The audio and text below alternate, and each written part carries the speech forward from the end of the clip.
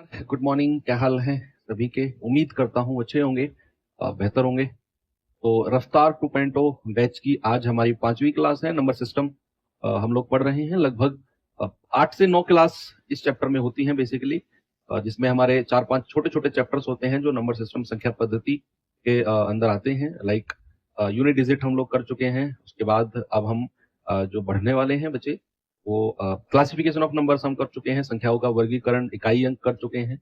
अब हम आ रहे हैं फैक्टर्स यानी कि गुणनखंड की तरफ। और छोटा सा चैप्टर है, आज इस चैप्टर को हम एंड भी कर देंगे। बेसिकली 2 तरह की चीजें ही हमें यहाँ पढ़नी होती है कि गुणनखंडों की संख्या और गुणनखंडों का योग, यानी कि number of factors and sum of factors. तो मतलब यहाँ पर क्वेश्चन से ज्यादा, इस चैप्टर की अगर मैं बताऊं तो क्वेश्चन से ज्यादा आपको कॉन्सेप्ट आना बहुत जरूरी है। कॉन्सेप्ट आया तो फिर सवाल कुछ भी आ जाए आप कर जाओगे। इसके बाद वाला जो चैप्टर है वो है हमारा नंबर ऑफ जीरोज यानी कि शून्य की संख्या।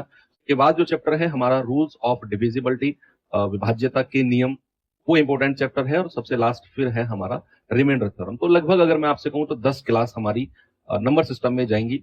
तो छोटे छोटे चैप्टर्स को मिलाकर बनने वाला ये नंबर सिस्टम थोड़ा सा बड़ा चैप्टर बन जाता है। तो 10 क्लास यहाँ पर हम करेंगे। इसके बाद हम जो है फिर सिंप्लीफिकेशन, सरलीकरण की तरफ चलेंगे, फिर सर्च इंडिसेस, और फिर एलसीएम एचसीएफ, और फिर उसके बाद हम लोग अर्थमेटिक की तरफ मूव कर जाएंगे, है ना। फिर पूरे अर्थमेटिक अंक गणित में घूमकर फिर हम एडवांस मैथ की तरफ आएंगे, जिसमें हम लोग मैथ्योरेशन हो गया, आपका ट्रिग्नोमेट्री, अलजेब्रा, ज्योमेट्री, इस वाले पार्ट को कंप्लीट कर रहे होंगे।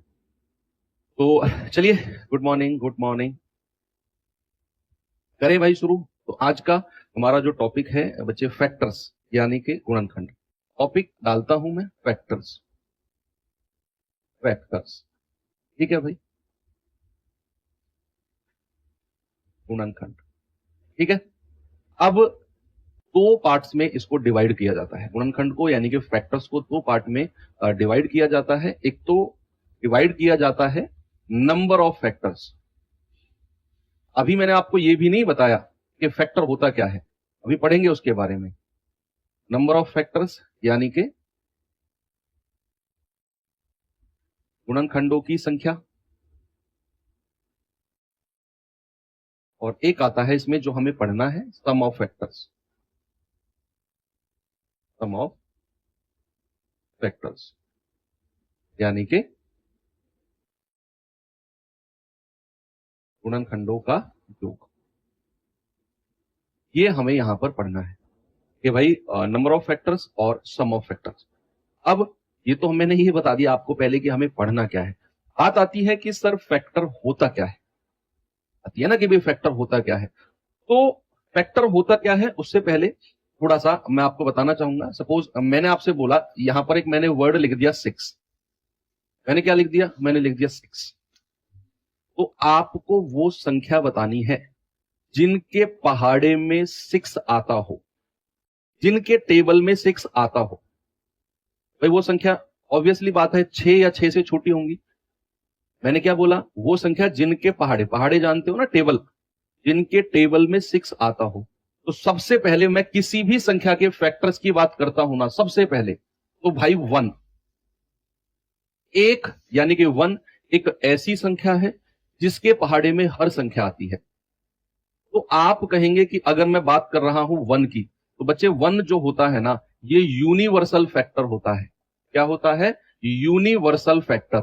यूनिवर्सल फैक्टर का मतलब है कि हर किसी संख्या का एक गुणनखंड, हर किसी संख्या का एक फैक्टर 1 जरूर होगा। आप दुनिया की कोई भी नेचुरल नंबर, प्राकृतिक संख्या मुझे बताओ, कोई भी प्राकृतिक संख्या का नाम लो और आप पूछो क्या सर इसका फैक्टर 1 होगा, मैं कहूंगा हां, किसी भी प्राकृतिक संख्या का एक फैक्टर 1 जरूर होगा। 1 से मैंने शुरुआत करी, 1 के बाद में आ जाओ 2। क्या 2 के पहाड़े में 6 आता है? क्या 2 के पहाड़े में 6 आता है? 2 एकम 2, 2 दूनी 4, 2 तिया 6। हाँ सर 6 आता है, तो 2 लिख दो। फिर आ जाओ 3 पे। क्या 3 के पहाड़े में 6 आता है? 3 एकम 3, 3 दूनी 6। हाँ सर बिल्कुल आता है। फिर आ जाओ 4 पे। क्या 4 के पहाड़े में 6 आता है? 4 एकम 4, 4 दूनी 8। नहीं सर। 5 पे आ जाओ, 5 एकम 5, 5 दूनी 10। नहीं सर, 5 के पहाड़े में भी नहीं आता। फिर 6 पे आ जाओ, क्योंकि मैं 6 की ही बात कर रहा हूं, तो 6 एकम 6, हाँ बिल्कुल आता है सर। तो ये कहानी आपके सामने है। ये कहानी आपके सामने है कि मैंने कोई संख्या लिखी 6 और मैंने आपसे बोला कि वो संख्या जो 6 के पहाड़े जिनके टेबल में 6 आता है वो सभी संख्या क्या है? वो सभी संख्या फैक्टर्स ऑफ 6 है। फैक्टर्स ऑफ 6 या फिर मैं कहूं 6 के गुणनखंड। ठीक है, 6 के गुणनखंड। अब अगर मैं आपसे कहूं जरा मुझे बताना 6 के कितने गुणनखंड हैं total? How many factors of 6? आप काउंट कर लोगे, आप कहोगे सर 1 2 3 4, तो टोटल फैक्टर कितने हो गए बच्चे?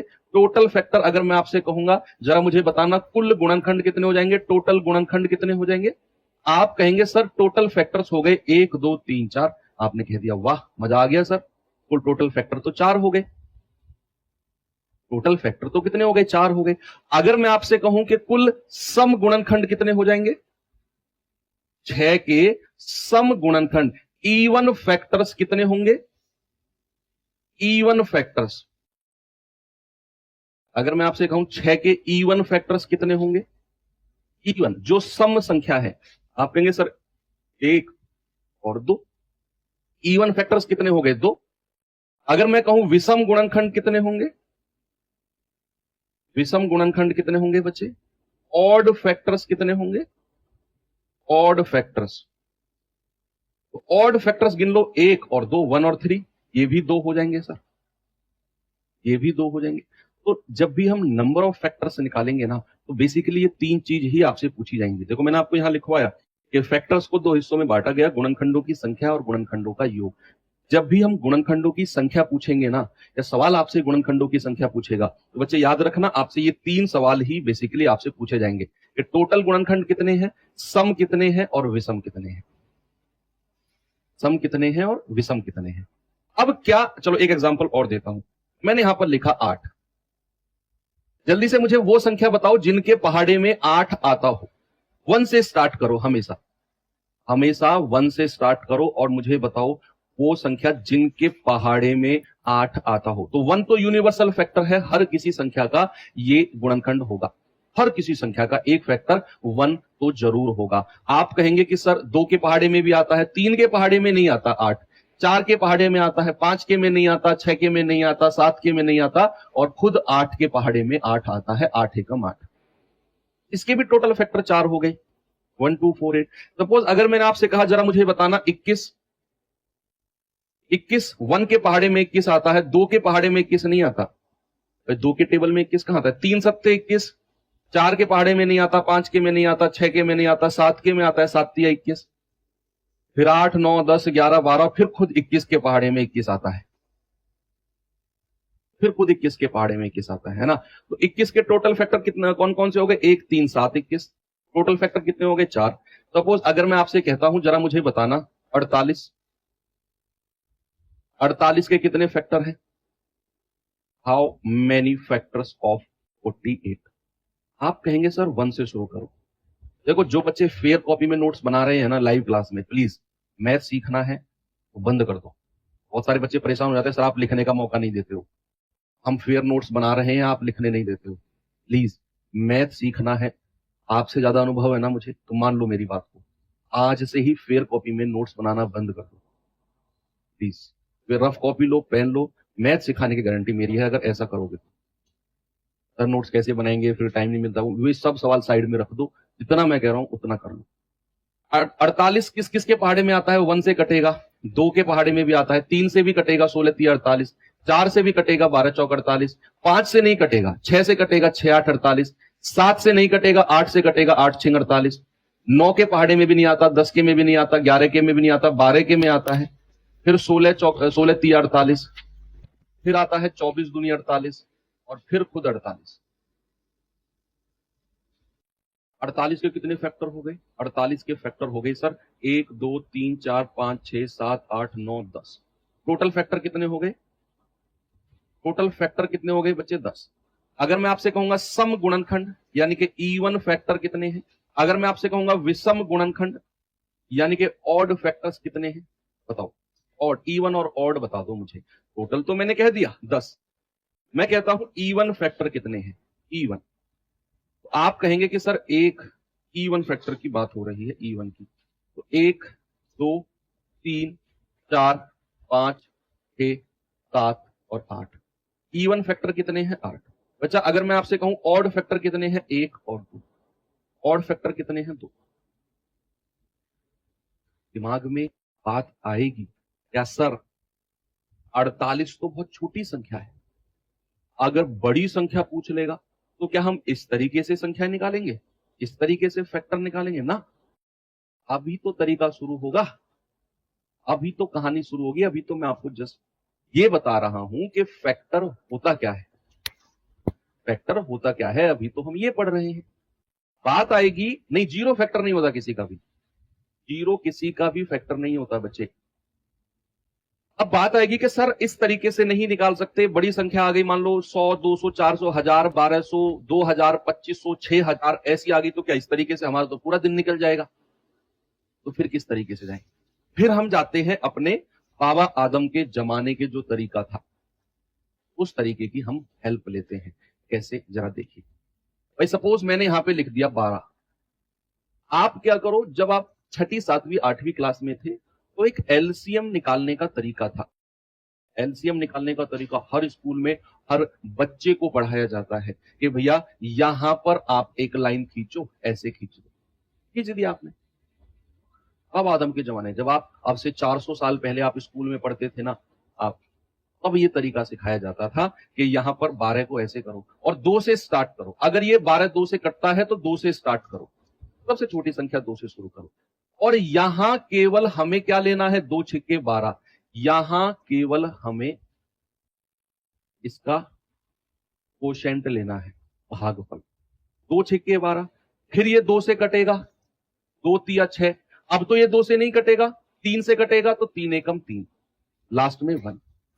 जब तक लास्ट में 1 नहीं आता हम चीजों को काटते रहते हैं। स्टार्टिंग 2 से करते हैं। मान लो अगर ऐसी कोई संख्या आई 2 से नहीं कटती है, सपोज मैंने कहा 15। अब ये 2 से तो नहीं कटती, तो 3 से तो कटती है ना। 3 से शुरू कर दो, 3 पंजे 15, फिर ये 5 से कटेगा, 5 एकम 5। इस तरीके से। अब जैसे ही आपने 12 को इस तरीके से लिखा तो मैं इसको क्या ऐसे लिख सकता हूं भाई? 2 गुणा 2 गुणा 3, यानी कि 12 को मैं क्या लिख सकता हूं? 12 को मैं लिख सकता हूं 2 गुणा 2 गुणा 3। लिखा आपने। और 2 गुणा 2 को आप क्या लिख सकते हो? 2 की पावर 2 गुणा 3 की पावर 1। ऐसे लिख सकते हैं हम, ऐसे लिख सकते हैं हम। यस। अब जैसे ही आपने 12 को लिखा 2 गुणा 2 गुणा 3, और 2 गुणा 2 को आपने लिख दिया 2 की पावर 2, और 3 को लिख दिया 3 की पावर 1। सारा काम यहीं पर खत्म हो गया। अब हमें जो 3 सवाल ढूंढने हैं, देखो अब जो तरीका है ना वो आपको याद रखना है। फैक्टर्स निकालने का तरीका आपको याद रखना है। अगर मैं आपसे कहूंगा बच्चे टोटल फैक्टर्स, कुल गुणनखंड, टोटल फैक्टर्स कुल गुणनखंड अगर मुझे चाहिए, एक तरफ मैं आपसे पूछूंगा सम गुणनखंड, इवन फैक्टर्स, सम गुणनखंड, और तीसरी जगह मैं आपसे पूछूंगा बच्चा विषम गुणनखंड, ऑड फैक्टर्स, ऑड फैक्टर्स। ये 3 चीज ही आपसे पूछी जाएंगी, कुल गुणनखंड, सम गुणनखंड और विषम गुणनखंड। जैसे ही आपने संख्या को इस फॉर्मेट में लिखा, 2 की पावर 2 और 3 की पावर 1, बात आई कुल गुणनखंड निकालने की, तो आपने क्या करना है? जो पावर है ना, जो पावर है इसको आप +1 कर दो। 2 + 1 गुणा, और जो 3 की पावर है इसमें भी +1 कर दो। यानी कि आपने क्या करना है? पावर्स में +1 करके मल्टीप्लाई कर देना है। पावर्स में +1 करके मल्टीप्लाई कर देना है। यहां पर 2 की पावर 2 थी, 2 + 1, 3 की पावर 1 थी, 1 + 1, तो कितना मिला बच्चे? 2 और 1 3, और 1 और 1 2। तो टोटल फैक्टर्स कितने आ गए? 6। टोटल फैक्टर्स कितने आ गए? 6। ये तरीका याद रखना है आपने, मैं इसे लिखवाऊंगा अभी तरीके को। सम गुणनखंड, जब भी सम गुणनखंड की बात आएगी तो जो 2 की पावर होगी, सुनो बच्चे, जो 2 की पावर होगी उसमें +1 नहीं करना। जब भी मैं सम गुणनखंड यानी कि इवन फैक्टर निकाल रहा हूंगा तो 2 की पावर में +1 नहीं करना है, बाकी सब में +1 कर दो। जैसे 3 की पावर है, इसमें 1 + 1 कर हो जाएगा 2 गुणा 2, दैट इज 4। शुरू में थोड़ा सा अजीब लग सकता है, बहुत सारे सवाल प्रैक्टिस करेंगे तो क्लियर हो जाएंगी चीज। मैंने आपसे क्या बोला? मैंने आपसे बोला कि जब भी हम सम गुणनखंड निकाल रहे होंगे तो 2 की पावर में +1 नहीं करना है, बाकी में +1 कर दो। तो यहां पर 2 को ऐसे ही रहने दो, 1 में 1 + 1, ये हो गया 2 गुणा 2 4। और जब भी हम इवन फैक्टर निकाल रहे हो, सॉरी, विषम गुणनखंड ऑड फैक्टर निकाल रहे होंगे, तो याद रखना विषम वर्ड जहां भी मैं लूंगा, जहां भी मैंने विषम वर्ड लिया, नाम ऑड मैंने वर्ड का यूज किया, वहां आपके दिमाग में एक चीज आनी चाहिए, 2 से दुश्मनी। अगर मैं कहूंगा विषम तो दिमाग में साइड बाय साइड एक वर्ड उठना चाहिए, 2 से दुश्मनी। चाहे मैं विषम गुणनखंडों की संख्या पूछूं, चाहे मैं विषम गुणनखंडों का योग पूछूं, आपके दिमाग में एक ही बात बैक टू बैक आनी चाहिए, 2 से दुश्मनी। यानी कि अगर मैं विषम गुणनखंड कह रहा हूं ना, तो 2 से दुश्मनी, यानी कि 2 से, लिख भी लो आप, 2 से दुश्मनी। 2 से दुश्मनी का मतलब है कि 2 को लेना ही नहीं है, हमें 2 की पावर को लेना ही नहीं है, जो भी 2 के अलावा पावर है उसमें +1 कर दो, ये हो जाएगा 2। बस इतना आपने करना है। अभी पहला एग्जांपल है, अभी मैं और भी एग्जांपल आपको कराऊंगा। तो भाई अगर मैंने 12 बोला तो 12 के टोटल फैक्टर कितने हैं? 6। सम गुणनखंड कितने हैं? 4। विषम गुणनखंड कितने हैं? 2। देखो 4 और 2 मिलाकर टोटल 6 बन गया ना। आगे बढ़े, चलिए। देखो अब 2 से दुश्मनी पता है क्यों कहते हैं? क्योंकि 2 एक ऐसी संख्या है जिसको आप किसी भी, 2 को आप किसी भी प्राकृतिक संख्या में अगर गुणा करते हो, 2 को आप किसी भी नेचुरल नंबर में गुणा करते हो, तो वो एक इवन नंबर बन जाती है।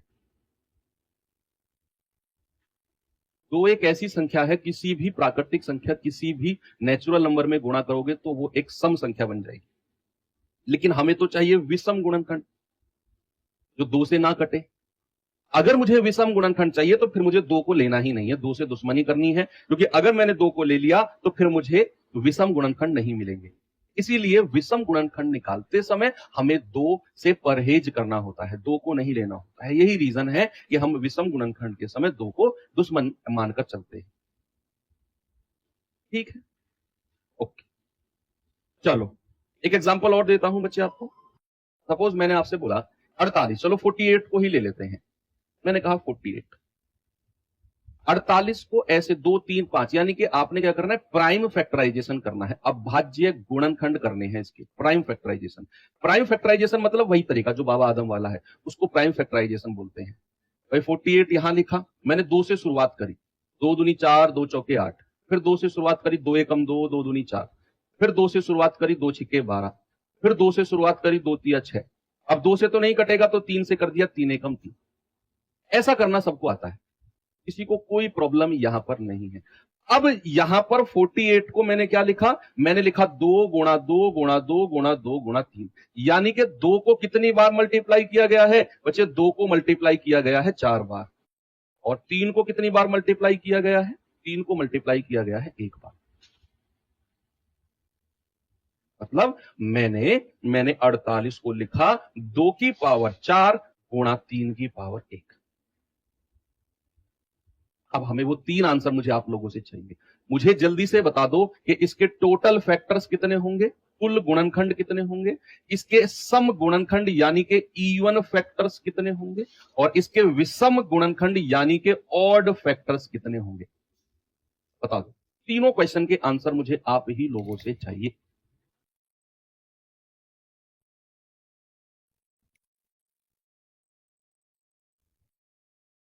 बच्चों के आंसर आने भी लग गए हैं, वेरी गुड। भाई देखो क्या करना है, टोटल फैक्टर के लिए सारी पावर में +1 करके मल्टीप्लाई कर दो। कितना आ जाएगा? 5 गुणा 2 विल बी 10। टोटल फैक्टर कितना? 10।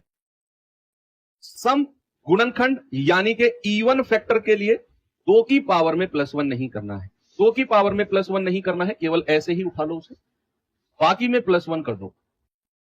क्या आ गया? 4 इंटू 2 दैट इज 8। और विषम गुणनखंड का मतलब क्या है? 2 से दुश्मनी, 2 से दुश्मनी। तो आप कहेंगे सर विषम गुणनखंड का मतलब है 2 से दुश्मनी, 2 की पावर को लेना ही नहीं है, बाकी जो भी पावर है उसमें +1 कर देना है। क्या करना है? +1 कर देना। एक एग्जांपल और दूंगा मैं आपको और वहां पर हम देखते हैं क्या आपका जवाब होगा। सपोज मैंने कहा 45, मैंने कहा 45 को पहले प्राइम फैक्टराइजेशन करो इसका, बताइए 45 के प्राइम फैक्टराइजेशन करो।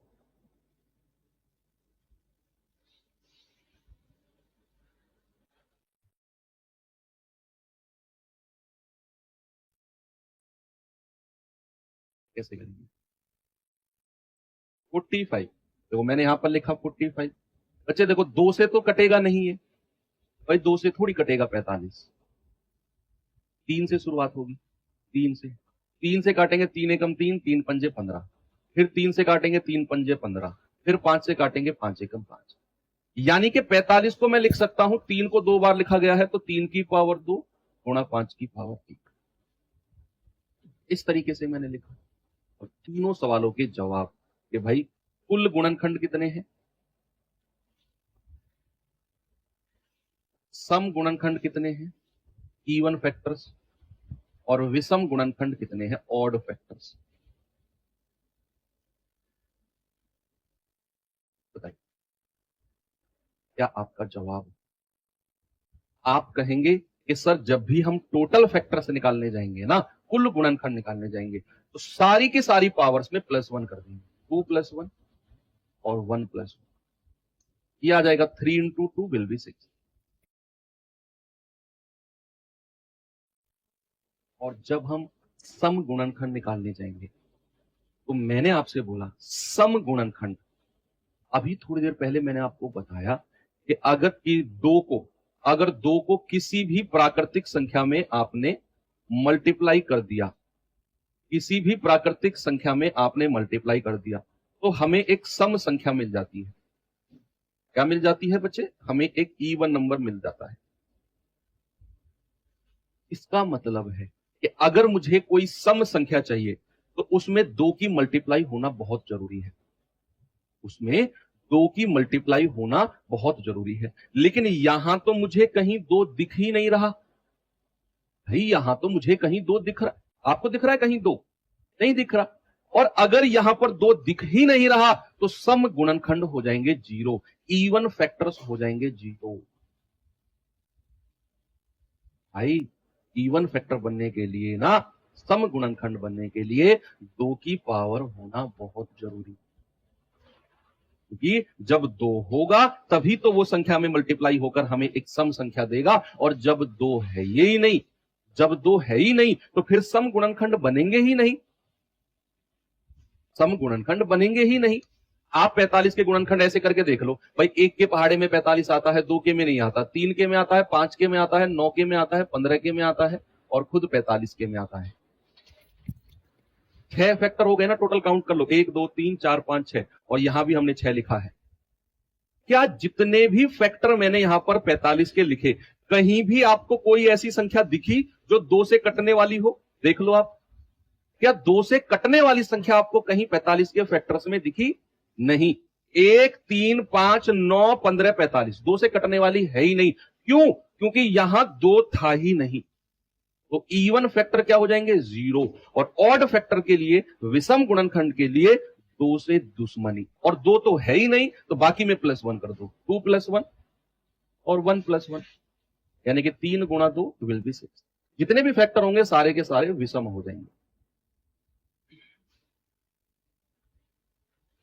जितने भी फैक्टर होंगे सारे के सारे कितने हो जाएंगे? तो विषम हो जाएंगे। बस याद रखना, अगर आपको सम गुणनखंड, अगर आपको इवन फैक्टर चाहिए तो आपने क्या करना है, आपने 2 की पावर होनी चाहिए। 2 की पावर अगर नहीं है तो सम गुणनखंड 0 हो जाएंगे। बस ये इंपॉर्टेंट चीज आपने याद रखनी है। एक एग्जांपल अगर मैं आपको और दूं, तो मैंने कहा 16, 16, बताओ जरा 16 का आंसर बताओ। फिर मैं आपको ये थ्योरेटिकल जो बुक में लिखा रहता है ना, वो एक स्टेटमेंट लिखवा दूंगा। भाई 16 को मैं कैसे कह सकता हूं? 2 अट्ठे 16, 2 चौके 8, फिर 2 से जाएगा 2 दूनी 4, फिर 2 से जाएगा 2 एकम 2।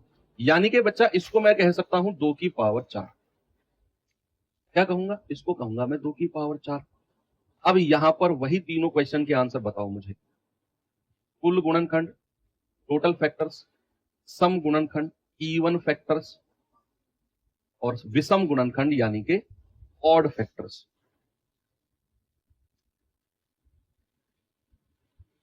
बताओ बच्चा क्या इसका आंसर होगा? ऐसे करेंगे भाई, कुल गुणनखंड के लिए तो पावर में +1 कर दो। अब चूंकि यहां तो 2 की ही पावर है 4, तो 4 + 1 दैट इज 5। सम गुणनखंड के लिए हम 2 की पावर में +1 नहीं करते हैं। 2 की जितनी भी पावर है उसको एज इट इज रहने देंगे। 2 की जितनी भी पावर है उसको एज इट इज रहने देंगे। और विषम गुणनखंड के लिए टोटल में से सम घटा दो, 5 में से 4 गया 1, विषम गुणनखंड 1 हो जाएगा, क्योंकि यहां 2 के अलावा कोई और संख्या नहीं है। अब कुछ बच्चे कह रहे हैं सर विषम गुणनखंडों की संख्या 0 होगी। कभी नहीं हो सकती। सम गुणनखंडों की संख्या 0 हो सकती है, सम गुणनखंडों की संख्या 0 हो सकती है, विषम गुणनखंडों की संख्या 0 नहीं हो सकती। आप लिखो इस बात को स्टार बनाकर, विषम गुणनखंडों की संख्या 0 नहीं हो सकती है। की संख्या न्यूनतम, मिनिमम, न्यूनतम 1 होगी, मिनिमम 1 होगी, 0 हो ही नहीं सकती है। कोई बता सकता है इसका रीजन क्यों? क्यों ऐसा मैंने लिखा कि number of odd factors minimum 1 होगा? क्यों मैंने ऐसा लिखा? कोई बता सकता है मुझे? भाई यहां 2 की ही पावर थी, 2 के अलावा कोई और था ही नहीं, 3, 5 कुछ भी नहीं था। तो टोटल फैक्टर के लिए 4 + 1 पावर में 1 जोड़ दिया 5। सम गुणनखंड के लिए मैंने बोला कि 2 की पावर में हम 1 ऐड नहीं करेंगे, तो जो पावर है एज इट इज लिख दी। विषम गुणनखंड आप कहेंगे सर 2 के अलावा कोई संख्या है ही नहीं तो 0 होना चाहिए। मैं कहूंगा नहीं, 1 होगी।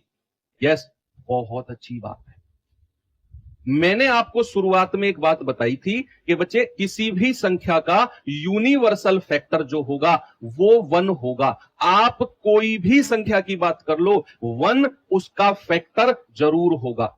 और एक क्या है? एक क्या है? एक विषम संख्या है, एक ऑड नंबर ही तो है भाई, एक ऑड नंबर ही तो है एक, ये नहीं है, विषम संख्या है। तो विषम गुणनखंडों की संख्या 0 जिंदगी में हो ही नहीं सकती है, क्योंकि हर संख्या का एक फैक्टर 1 तो जरूर होता है। इसीलिए यहां पर मैंने बोला कि ऑड फैक्टर आपके कितने हो जाएंगे? 1 हो जाएगा। ऑड फैक्टर, क्योंकि एक सब में आता है और एक ऑड नंबर होता है, इसीलिए ऑड फैक्टर की न्यूनतम संख्या क्या होगी? 1 होगी। यूनिवर्सल फैक्टर जो 1 होता है वो विषम गुणनखंडों की संख्या को 0 नहीं होने देगा। अब आपको नंबर ऑफ फैक्टर्स आ गए। अब मैं एक यूनिवर्सल चीज लिखता हूं। मैंने लिखा a की पावर p, b की पावर q, c की पावर r। कुछ इस तरीके से मैंने लिखा, जहां पर या where a b c r prime numbers. Prime numbers a b c क्या है? अभाज्य संख्याएं हैं, अभाज्य संख्याएं हैं। मैंने बोला a की पावर p, b की पावर q, c की पावर r, जहां पर a b c क्या है? a b c prime number, अभाज्य संख्याएं हैं। तो आपके 3 हमने जो सीखे हैं उनको मैं यहां पर लिख देता हूं कि टोटल फैक्टर्स, कुल गुणनखंड। इंग्लिश वाले बच्चे क्या लिखेंगे? Total factors. सम गुणनखंड, इवन फैक्टर्स, सम गुणनखंड। और विषम गुणनखंड यानी कि ऑड फैक्टर्स।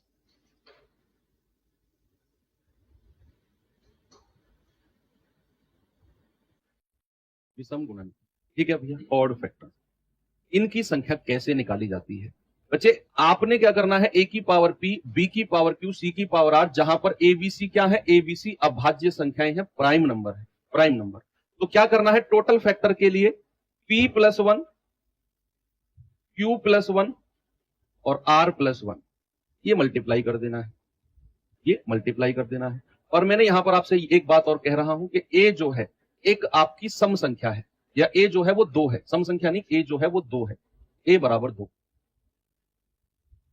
a बराबर 2 मैंने लिख दिया अपनी तरफ से, a बराबर 2 है, a बराबर 2 ये फिक्स हो गया। बाकी b और c अभाज्य संख्या हो सकती है, 3, 5, 7 कुछ भी।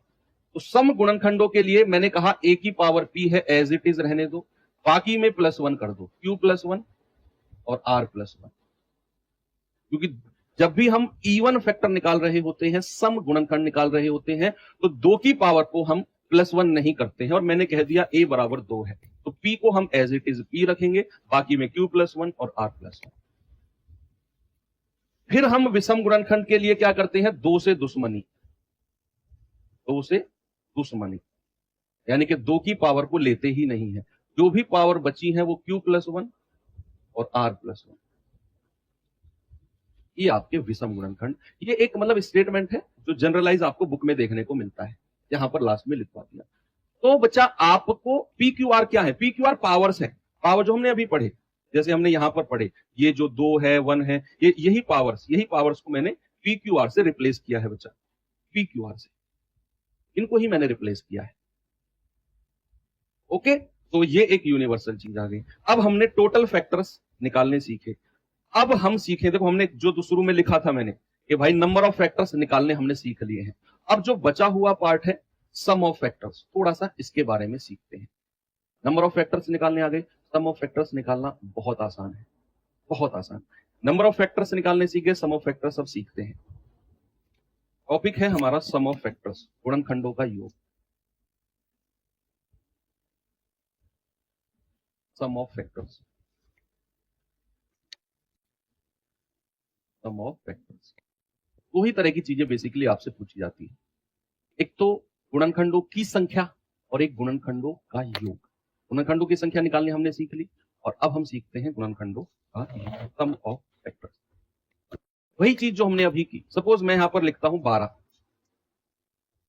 12 को पहले प्राइम फैक्टराइजेशन करो, अभाज्य गुणनखंडों में तोड़ो, 2 की पावर 3 की पावर, जैसे हमने तोड़ा था अभी।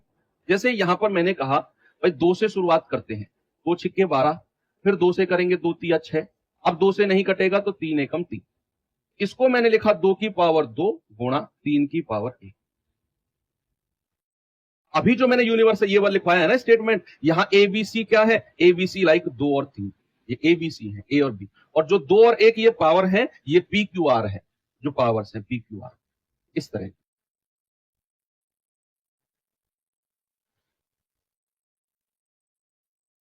सह अभाज्य संख्याओं के बारे में पढ़ेंगे, जब एलसीएम एचसीएफ पढ़ेंगे बच्चे, वहां पढ़ेंगे सह अभाज्य के बारे में, को प्राइम के बारे में।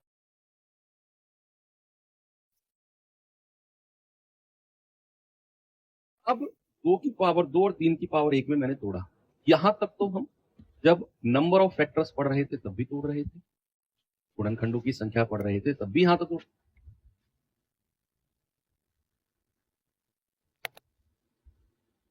तो यहां के बाद क्या खेल होगा, अब यहां के बाद हम योग निकाल रहे हैं। देखो अब इसका भी स्टेप आप सीखना, इसका भी स्टेप सीखना आप, कि हम कुल गुणनखंडों का योग, कुल गुणनखंडों का योग, sum, sum of all factors, the total factors, sum of total factors, कुल गुणनखंडों का योग। अब हम योग की तरफ बढ़ रहे हैं, योग की तरफ। तो कुल गुणनखंडों का योग कैसे निकालेंगे बच्चे, अब स्टेप देखना। यहां 2 की पावर 2 है ना, थोड़ा सा यहां पर मेहनत करनी पड़ती है।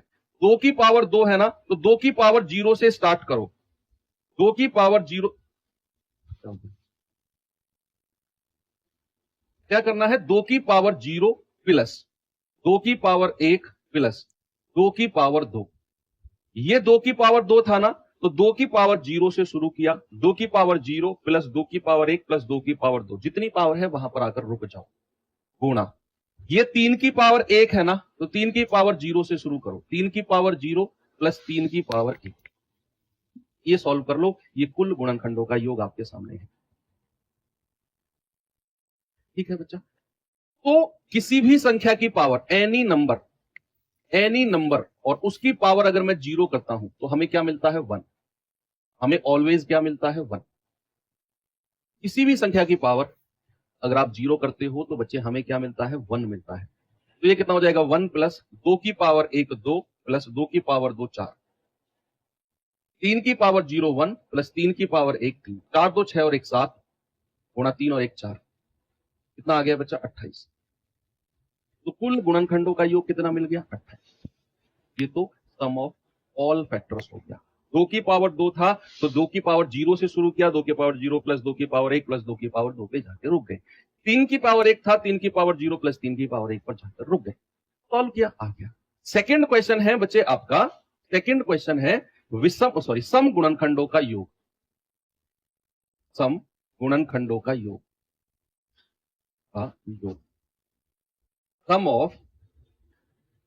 Sum of even factors, sum of even factors. कोई बताएगा मुझे इस सम गुणनखंडों का योग यानी कि सम ऑफ इवन फैक्टर्स कैसे निकालेंगे?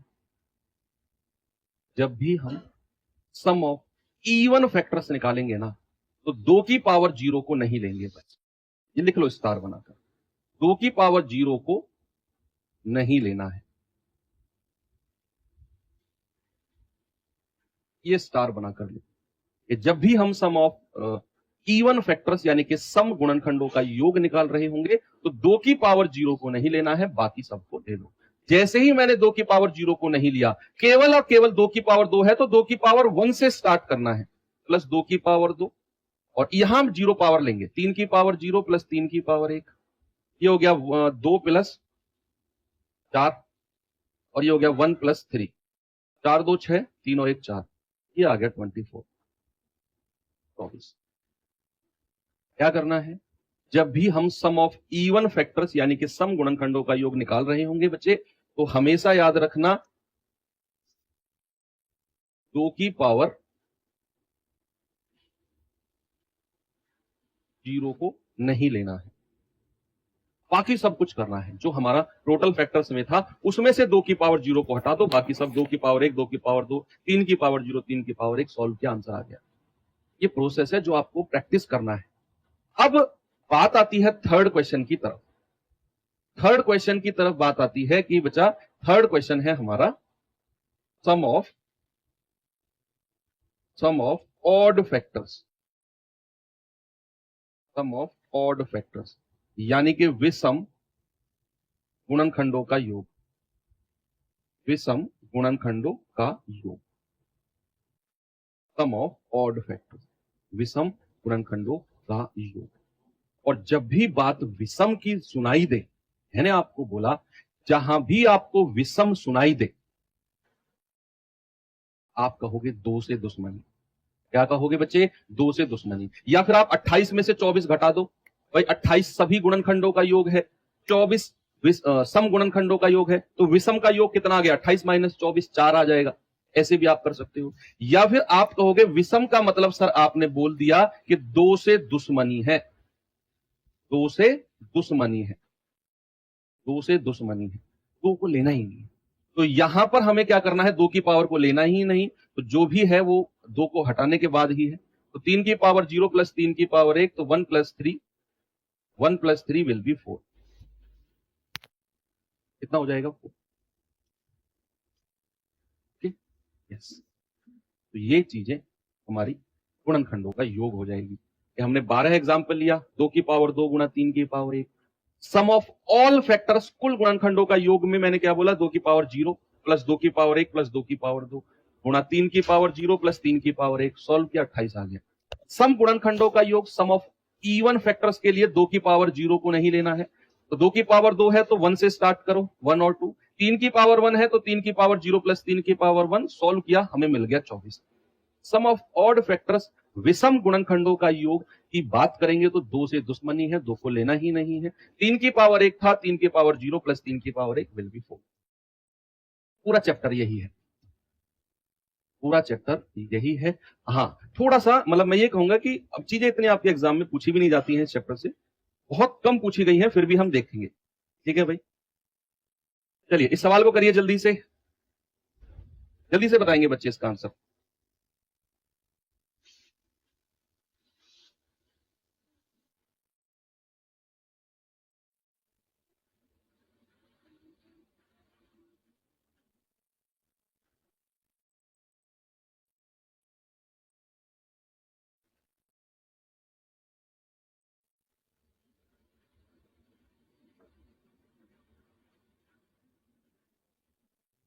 देखो 288 में कितने धनात्मक गुणनखंड हैं, पॉजिटिव फैक्टर।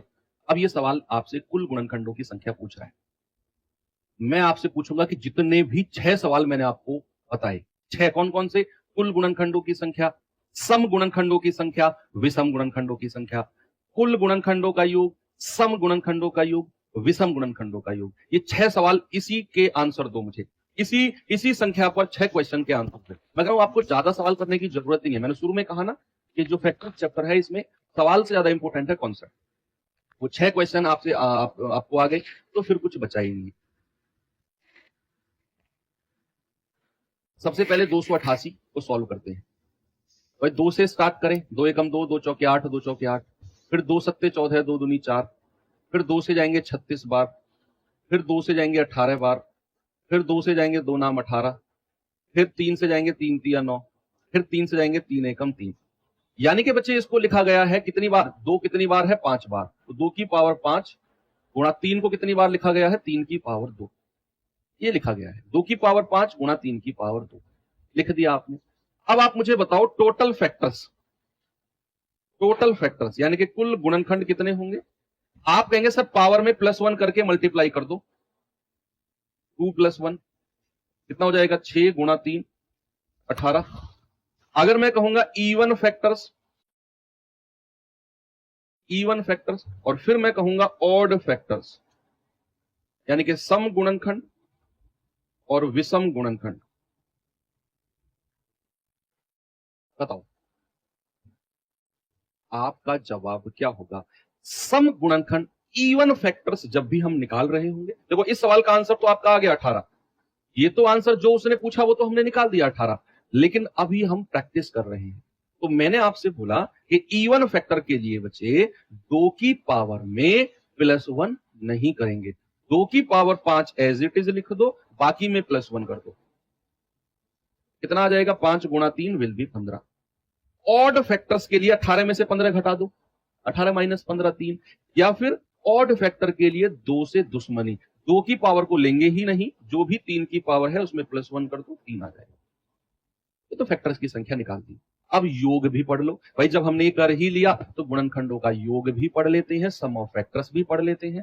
तो कुल गुणनखंडों का योग बता दो जल्दी से मुझे, सम ऑफ ऑल फैक्टर्स। फिर मुझे बताओ सम गुणनखंडों का योग, सम ऑफ इवन फैक्टर्स, विषम गुणनखंडों का योग, सम ऑफ ऑड फैक्टर्स। बताओ जल्दी से इन तीनों क्वेश्चन के जवाब क्या होगा भाई। Very good. तो कुल गुणनखंडों का योग, यहां पर मेरे पास 2 की पावर 5 गुणा 3 की पावर 2 है, तो 2 की पावर 0 से शुरू करेंगे, 2 की पावर 1 प्लस 2 की पावर 2 प्लस 2 की पावर 3 प्लस 2 की पावर 4 प्लस 2 की पावर 5 गुणा, ये क्या है, 3 की पावर 2 है ना, तो 3 की पावर 0 प्लस 3 की पावर 1 प्लस 3 की power 2, 1 plus 2 plus 4 plus 8 plus 16 plus 32 गुणा 1 प्लस 3 प्लस 9, 32 और 16 48, 8 56 4 60 2 62 और 1 63, 9 3 12 और 1 13, तो 13 तिया 39, 13 चिंग 78 और 3 81। तो कुल गुणनखंडों का योग कितना आ गया बच्चा, 819। कितना आ गया, 819। जब भी हम सम गुणनखंडों की बात करेंगे तो 2 की पावर 0 नहीं लेंगे, 2 की पावर 0 नहीं लेंगे। ये 2 की पावर 5 है, तो स्टार्ट कहां से करेंगे, 2 की पावर 1 से।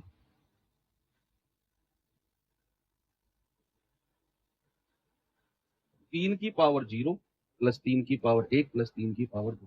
देखो हमने 2 की पावर 0 को नहीं लिया ना, तो ये हटा दो, 63 में से 1 हटा दो, 62 बनेगा। भाई जब मैंने 1 को लिया है तो ये सब का योग कितना बना, 63। तो मैंने 1 को नहीं लेना, 2 की पावर 0 को नहीं लेना, तो ये सब सॉल्व करके कितना आएगा, 62। और ये तो एज इट इज 13 ही आएगा, 13 दूनी 26, 2 13 चिंग 78 और 2 80, 806। और विषम गुणनखंडों का योग 2 से दुश्मनी, क्या बोला मैंने, 2 से दुश्मनी, 3 की पावर 2 है तो 3 की पावर 0 प्लस 3 की पावर 1 प्लस 3 की पावर 2, ये आ जाएगा आपका 30। मैंने एक ही सवाल में आपको 6 सवाल करा दिए, एक ही सवाल में पूछा था उसने टोटल फैक्टर्स 18 हमारा जवाब था। मैंने सम गुणनखंड, विषम गुणनखंड, कुल का योग, सम का योग, विषम का योग, ये सारे सवाल हमने कर दिए। प्रैक्टिस हो गई हमारी, है ना बच्चा? क्या हो गई? प्रैक्टिस हो गई हमारी। एक सवाल और देता हूं, आपके आरआरबी एनटीपीसी में आया हुआ सवाल है, जरा देखना, इसको करेंगे।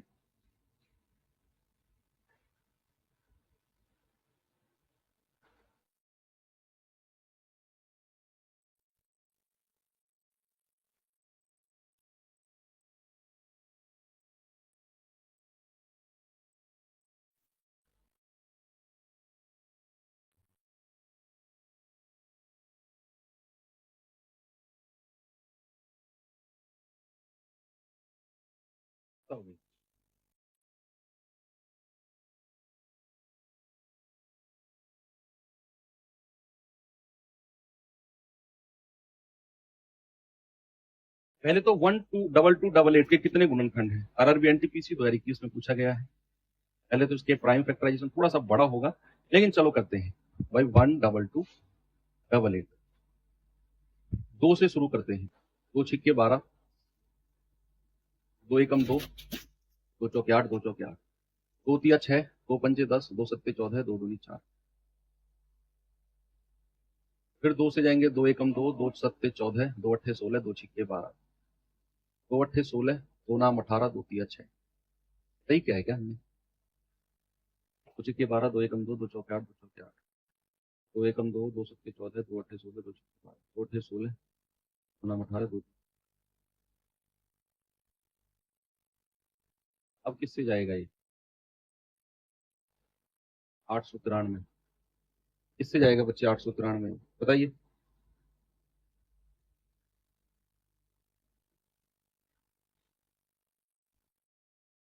अच्छा, यहां पर हमने कुछ गड़बड़ किया है, सॉरी।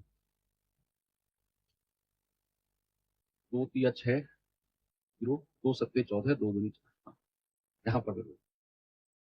15 36, फिर 2 से जाएंगे, 2 सत्ते 14, 1, 2 छिक्के 12, 2 अट्ठे 16। फिर 2 से जाएंगे, 2 तिया 6, 1, 2 अट्ठे 16, 2 चौके 8। फिर 2 से जाएंगे 19 2, फिर 2 से जाएंगे 2 अट्ठे 16, 2 नाम 18, 2 छिक्के 12। फिर 2 से जाएंगे 2 चौके 8, 2 अट्ठे 16, 2 दूनी 4, 2 चौके 8। फिर 2 से जाएंगे 12, फिर 2 से जाएंगे 6, फिर 2 से जाएंगे 3, और अब 3 से जाएंगे 1। तो 2 की कितनी पावर है? 1 2 3 4 5 6 7 8 9 10 11 12। 2 की पावर 12 गुणा 3 की पावर 1। 2 की पावर 12 गुणा 3 की पावर 1। तो टोटल फैक्टर्स पूछा है आपसे। टोटल फैक्टर्स कितने हो जाएंगे बच्चे? 12 प्लस 1 गुणा 1 प्लस 2। पावर्स में +1 करके मल्टीप्लाई कर दिया, will be 26। Option number D मेरा बिल्कुल करेक्ट। ठीक है। हाँ, सम और विषम आप खुद निकाल लेना। ठीक है, मैं आपको एक सवाल और देता हूं, जरा ये सवाल का जवाब बताओ।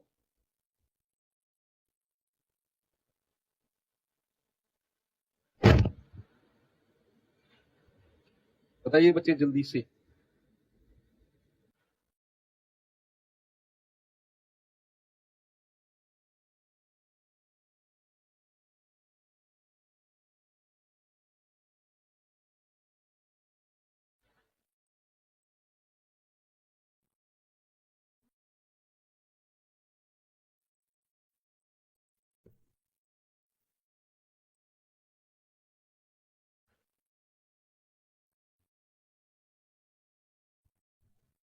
बताइए भाई, 1000 के गुणनखंडों की संख्या 1 और 1000 को छोड़कर, 1 और 1000 यानी कि 2 फैक्टर माइनस करने हैं हमें। तो सबसे पहले 1000 को प्राइम फैक्टराइजेशन में तोड़ते हैं। 2 से जाएगा 2 पंजे 10, 500 बार। फिर 2 से जाएगा 250 बार। फिर 2 से जाएगा 125 बार। अब ये 2 से नहीं कटेगा, 3 से भी नहीं कटेगा, 5 से कटेगा पूरा 25 बार। फिर 5 से कटेगा 5 पूरे 25। फिर 5 से कटेगा 5 एकम 5। यानी कि इसको लिखा गया है 2 की पावर 3 और 5 की पावर 3। हालांकि ये 1000 है ना, उसको आप डायरेक्ट लिख सकते हो 2 की पावर 3, 5 की पावर 3। कब? जब मैं आपको नंबर ऑफ जीरो, शून्य की संख्या पढ़ा दूंगा ना, फिर आप 1000 को डायरेक्ट 2 की पावर 3 और 5 की पावर 3 लिख दोगे। अभी तो आप फिलहाल ऐसे ही करो। अब आपसे पूछा है टोटल संख्या, टोटल फैक्टर्स कितने हो जाएंगे बच्चे? टोटल फैक्टर्स आप कहेंगे सर 3 + 1 और 3 + 1, 4 × 4 विल बी 16। लेकिन आपका आंसर 16 नहीं होगा। नहीं बच्चा, उसने कहा है कि कुल गुणनखंडों की संख्या बताओ 1 और 1000 दो फैक्टर्स माइनस करने हैं, दो फैक्टर्स हमको माइनस करने हैं, एक तो 1 और एक जो सबसे लास्ट का 1000 है। तो 16 में से 2 माइनस आप करोगे तो भाई आपका आंसर आएगा 14 और वही आपका सही जवाब होगा। 16 तो टोटल फैक्टर है, उसने कहा दो फैक्टर्स, दो गुणनखंड हटा दो 1 और जो वही संख्या है 1000। 16 में से 2 हटा दिया, आप कहेंगे सर 14 आपके टोटल फैक्टर्स हो गए। ये सवाल बताओ जरा।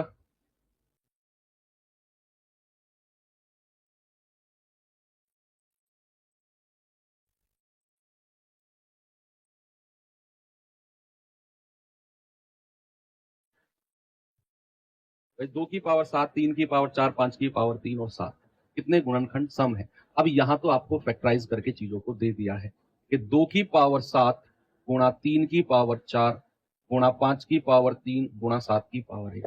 बच्चे इस तरीके से फैक्टराइजेशन जब भी आपको दिया हो, सुनो एक बात ध्यान देने वाली है, जो आपको प्रॉपर तरीके से गौर करना है कि जो ये है ना, जो बेस है 2, 3, 5, 7, ये अभाज्य संख्या होनी चाहिए, प्राइम नंबर्स होने चाहिए। अभाज्य नहीं है तो हम बदलेंगे। अब चूंकि 2, 3, 5, 7 अभाज्य हैं तो फिर हम आगे बढ़ सकते हैं। उसने सब इवन फैक्टर्स पूछे हैं, सम गुणनखंडों की संख्या पूछी है, सम गुणनखंडों की संख्या, सम गुणनखंडों की संख्या आपसे पूछी। तो मैंने कहा 2 की पावर में +1 नहीं करना है, ऐसे ही रहने दो, बाकी में +1 कर दो। 7 इंटू 5 इंटू 4 इंटू 2, 4 दूनी 8 पंजे 40, 4 सत्ते 28, 280। कितना हो गया? 280। अब आपको मैं कुछ चीज और देता हूं, जैसे मैंने आपसे बोला कि 2 की पावर नहीं, मैंने बोला 4 की पावर 2 गुणा 6 की पावर 3 गुणा 10 की पावर 2। मैंने कहा टोटल फैक्टर्स बताओ क्या होंगे, टोटल। यहां थोड़ी सी मेहनत आपको करनी। मैंने आपको लिखवाया था कि भाई ये जो संख्या है ना 4, 6, 10, ये अभाज्य होनी चाहिए, प्राइम होनी चाहिए, लेकिन ये तो प्राइम संख्या है ही नहीं। तो आप यहां सीधा पावर में +1 +1 +1 करके मल्टीप्लाई करना शुरू मत कर देना। यहां पहले अभाज्य संख्या बनानी पड़ेगी, प्राइम नंबर्स बच्चे बनाने पड़ेंगे यहां पर। तो कैसे बनाएंगे प्राइम नंबर्स? देखिए कैसे हम अभाज्य संख्या इनको बनाएंगे। भाई ये 4 है, 4 को क्या मैं ऐसे लिख सकता हूं 2 की पावर 2 और उसकी पावर 2 है। अब ये 6 है, 6 को अभाज्य संख्याओं में तोड़ो तो इसको मैं लिख सकता हूं 2 गुणा 3 और उसकी पावर 3, 2 तिया 6 होता है, 6 को मैंने 2 गुणा 3 लिख दिया। ऐसे ही 10 को भी अभाज्य संख्या में तोड़ो तो आप कहेंगे 2 पंजे 10, ये तोड़ दिया जी, उसकी पावर 2। इतना काम आपको करना पड़ेगा। यस। फिर उसके बाद क्या करना है बच्चे, आपको सर्च सिंडेसिस घातांक करनी में मैं ये चीज सिखाऊंगा कि अगर a की पावर m और उसकी पावर n अगर है तो ये बीच में ब्रैकेट है तो ये पावर आपस में मल्टीप्लाई हो जाती है। एक रूल तो यहां ये वाला लगेगा कि 2 की पावर मल्टीप्लाई होके 4 बना देगा। दूसरा रूल कौन सा लगना है कि अगर a गुणा b उसकी पावर m है तो ये पावर अलग अलग लग जाती है, a की पावर m गुणा b की पावर m, इस तरीके से। दूसरा रूल ये लगेगा कि भाई 2 गुणा 3 की पावर 3 है तो 2 की पावर 3 गुणा 3 की पावर 3, 2 की पावर 2 गुणा 5 की पावर 2। और अब तीसरा रूल जो लगेगा, तो तीसरा रूल लगेगा बच्चे यहां पे कि a की पावर m गुणा a की पावर n, यानी कि ये संख्या बराबर है, एक जैसी है तो पावर आपस में प्लस हो जाती है, m प्लस n। ये तीसरा रूल यहां पर अब लगेगा। 3 रूल यहां पर काम करेंगे कि भैया पहला रूल क्या था, 4 को आपने लिखा 2 की पावर 2, 6 को लिखा 2 गुणा 3 और 10 को लिखा 2 गुणा 5। फिर आपने पहला रूल प्यारे भाई कौन सा लगाया? आपने लगाया कि अगर इस तरीके का फॉर्मेट कहीं दिया हुआ है, ये दिया हुआ, तो पावर आपस में मल्टीप्लाई हो जाती है। दूसरा आपने दिखा कि अगर इस तरह का फॉर्मेट कहीं आपको दिया हुआ है, जो कि ये दिया हुआ, तो पावर अलग अलग लग जाती है, हमने लगा दी। तीसरा फॉर्मेट मैंने आपको बताया कि अगर ये संख्या एक जैसी है तो पावर आपस में प्लस हो जाती है। तो 2 की पावर 4, 2 की पावर 3, 2 की पावर 2, तो 2 की पावर 4 प्लस 3 प्लस 2, 3 की पावर 3 और 5 की पावर 2, तो कितना मिल गया? 2 की पावर 4, 3, 7, 2, 9, 3 की पावर 3 और 5 की पावर 2। बच्चे ऐसा सवाल जब भी आएगा ना जिसमें यह अभाज्य संख्या नहीं है, में आपको गौर देना है, आपको अभाज्य संख्या बनानी है। दूसरी क्लास कौन सी स्टार्ट हो गई भाई? 12 बजे से पहले से तो कोई क्लास भी नहीं है, केमिस्ट्री की क्लास कैसे शुरू होगी 11 बजे? चेक करना जरा ग्रुप डी में 12 बजे से पहले कोई क्लास ही नहीं है।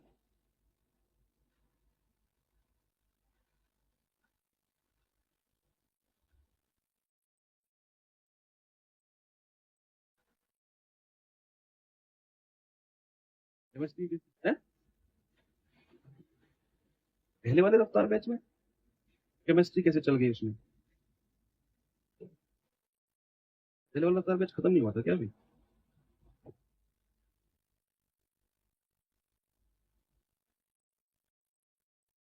5 मिनट और दे दो यार, मुझे चैप्टर टॉपिक ही खत्म हो गया, 5 मिनट दे दो बस, 5 मिनट। तो यहां पर टोटल फैक्टर्स क्या हो जाएंगे भाई? टोटल फैक्टर्स, टोटल फैक्टर होंगे, ये आपने अभाज्य संख्या में बदल दिया तो सारी पावर में +1 कर दो, 3+1 और 2+1, तो हो जाएगा 10 × 4 × 3, 4×3 = 12 धाम 120। आंसर कितना आ गया? 120। बहुत सिंपल है, बहुत सिंपल। ठीक है बच्चे, चलो एक लास्ट टॉपिक मैं आपको और बताऊंगा, ये और देख लो वैसा बात, अभाज्य गुणनखंडों की संख्या। अभाज्य गुणनखंडों की संख्या,